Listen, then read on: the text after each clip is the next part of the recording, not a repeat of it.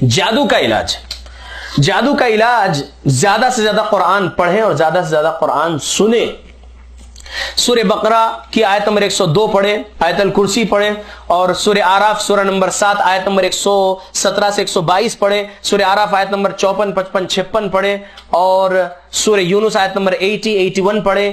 سورہ بنی اسرائیل آیت نمبر 80, 81, 82 پڑھیں. سورہ یونس کی آیت نمبر 81, 82.